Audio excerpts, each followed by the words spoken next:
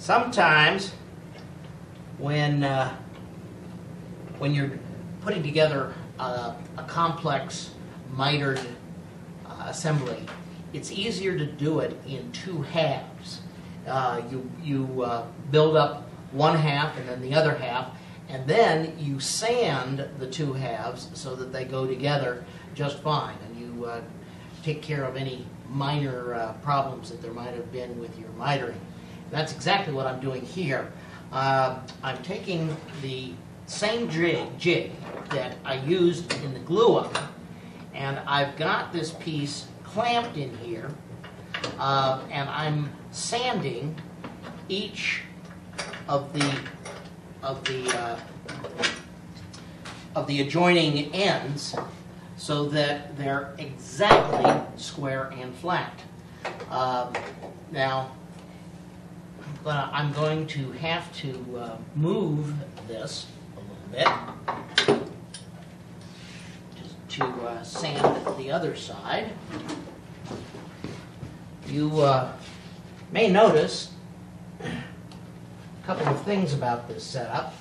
First of all, I'm not using an insert in the table. The reason for that is that that gives me another place that I can clamp this. I'm guiding or using the fence as my indexing spot so that I straighten this thing and keep it perfectly flat by indexing the end of the jig against the fence. I'm clamping this in two spots so it's perfectly rigid, and then bringing the disc up against it rather than sliding the disc through. If this were smaller, I might be able to use the conical sander and slide this through, but it's not. Okay, the other thing is, you'll notice I cannot use, because this piece is so high, I cannot use the lower saw guard as my dust collector. So I'm having to set this up as the dust collection in order to keep from getting dust everywhere, including on the cameras. All right, let's. I've got one more end to sand here, and let's do it.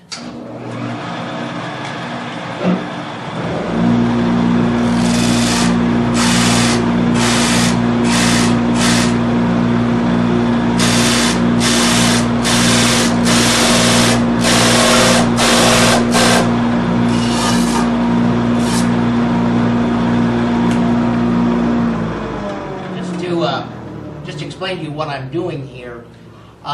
This sanding setup violates one of the cardinal rules of sanding, which is always keep either the work or the sander moving.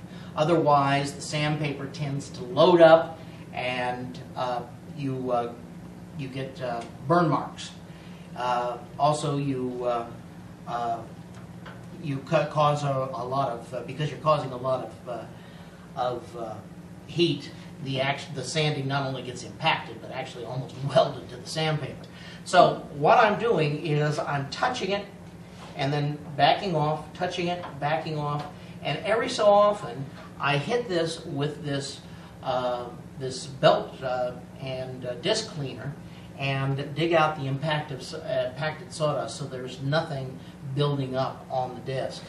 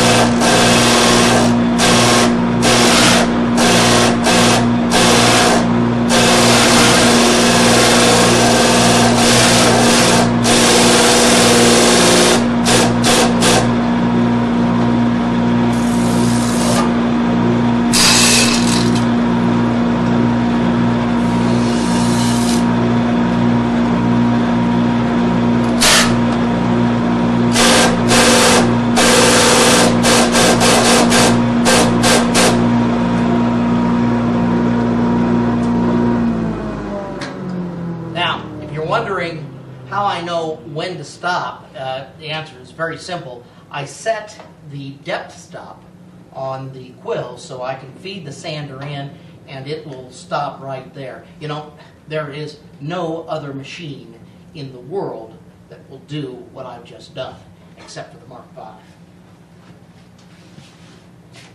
So, let's see just how well it did it.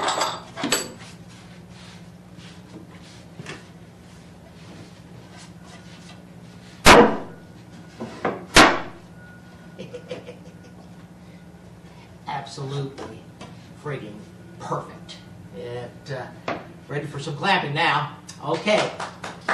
Thank you, Drew. Thank you.